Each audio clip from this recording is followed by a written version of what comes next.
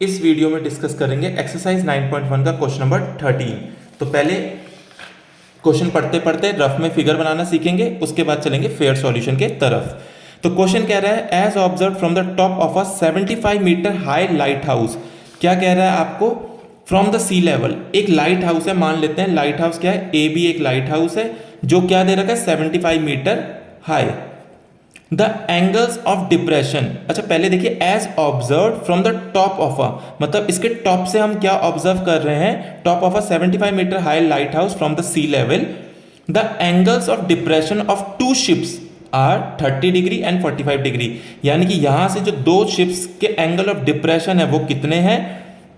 ये नीचे सी लेवल है आपका, ये मान लीजिए दो शिप्स हैं यहाँ पर S1 S2 दो शिप्स हैं। इसके एंगल ऑफ डिप्रेशन निकालने, आपको पता है एंगल ऑफ डिप्रेशन कैसे निकालते हैं, यहां पर करेंगे एक स्ट्रेट लाइन, एक है 45 डिग्री, ये है 30 डिग्री और एक है 45 डिग्री।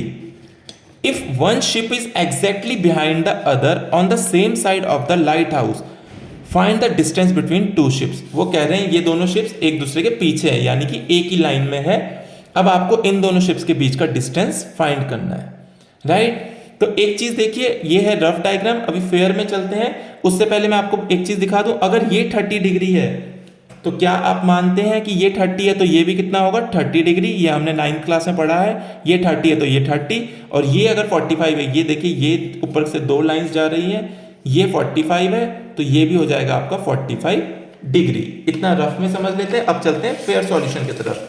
फेयर में देखिए आपका जो डायग्राम बनेगा वो कुछ इस तरीके से बनेगा। ये है आपका डायग्राम, ए बी एक लाइट हाउस है 75 मीटर हाई का, और ये है आपकी दो शिप सी और डी पॉइंट पर। एंगल्स आ गए हैं 45 डिग्री और 30 डिग्री। आपको निकालना क्या है, सी डी आपको फाइंड आउट करना है। अब देखिए सी डी फाइंड करना है तो मैं बोलता हूं सी डी कौन से ट्राइंगल से निकलेगा। तो आप ये नहीं कहेंगे कि सर ए सी डी ट्राइंगल से सी डी निकालने की कोशिश करते हैं, ए सी डी यूज नहीं करेंगे। हम ट्रिग्नोमेट्री पढ़ रहे हैं, ट्रिग्नोमेट्री में हमेशा चाहिए होता है राइट एंगल ट्राइंगल, यानी कि कौन सा triangle, A B D. B क्योंकि 90 डिग्री है, ए बी डी में से कोशिश करेंगे सी डी निकालने की। तो कैसे निकलेगा सी डी, देखिए अगर आपको पूरा बी डी पता है, इसमें से बी सी माइनस कर देंगे तो हमारे पास क्या आ जाएगा सी डी। तो इसका मतलब बी सी निकालने की जरूरत पड़ेगी आगे। तो चलिए पहले बी सी निकाल लेते हैं इस ट्राइंगल से ए बी सी से। कैसे निकालेंगे, A B C 45 degree angle है, इसके सामने ये है परपेंडिकुलर और नीचे होता है बेस। परपेंडिकुलर और बेस के बीच में क्या रिलेशन है, टेन का रिलेशन, टेन थीटा का। टेन थीटा होता है परपेंडिकुलर अपॉन बेस। तो वही हमने यहाँ किया in triangle A B C, tan 45 is equals to perpendicular upon base, यानी कि A B upon B C. A B perpendicular है 45 डिग्री का और बी सी बेस है 45 डिग्री का। तो कितना आ गया, टेन 45 हमें पता है होता है 1 is equals to A B upon B C. यहाँ से बी सी इधर जाएगा, B C equals to A B आ गया, जो कि किसके इक्वल है, ए बी खुद है 75 मीटर के, यानी कि बी सी भी क्या हो गया है 75 मीटर। बी सी हमें निकल के आ गया 75 मीटर। अब आगे चलते हैं दूसरे ट्राइंगल पे ए बी और डी पे। यहां से क्या करेंगे, देखिए यहां से 30 के लिए कोशिश करते हैं। मैं आपको एक बार फिर से फिगर बना के बता देता हूं। ये थी आपकी ए बी डी, ये था आपका, सॉरी ऐसे नहीं है फिगर, फिगर कुछ ऐसे है, फिगर है इस तरीके से ए बी और डी। डी है आपका 30 डिग्री। तो देखिए इसके सामने क्या हो जाएगा, ये आपकी फिगर आ गई है, ये थी फिगर, मैं एक बार फिर से रफली आपको समझा रहा हूं। ये है 75 मीटर, इसके सामने वाली चीज है परपेंडिकुलर और नीचे है बेस। तो टेन अगेन परपेंडिकुलर बेस में क्या रिलेशन है, टेन का रिलेशन। टेन होता है टेन 30 हो जाएगा परपेंडिकुलर अपॉन बेस, यानी कि 75 अपॉन बी डी, राइट। तो यही हमने किया in triangle A B D, tan 30 is A B upon B D.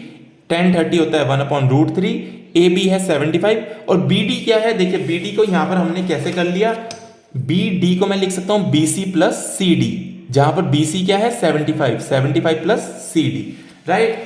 तो यहां पर हमने किया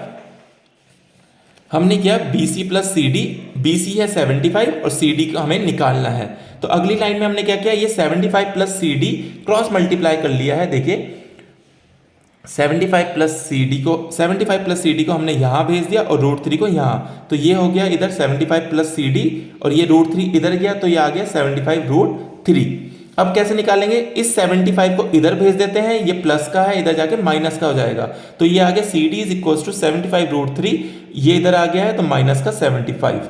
अब इन दोनों में 75 कॉमन ले लीजिए, यहां से √3 बचेगा, यहां से बचेगा 1, ये आ गया आपका आंसर। सी डी निकल आया जो हमें निकालना था, सी डी ही था डिस्टेंस बिटवीन टू शिप्स, तो हमने लिखा therefore distance between two ships is 75 bracket में √3 - 1 मीटर। यूनिट लिखना बहुत जरूरी है, राइट। तो ये हो गया आपका सॉल्यूशन। आई होप आपको ये सॉल्यूशन समझ में आया होगा। नेक्स्ट क्वेश्चन के सॉल्यूशन के लिए मिलेंगे नेक्स्ट वीडियो में।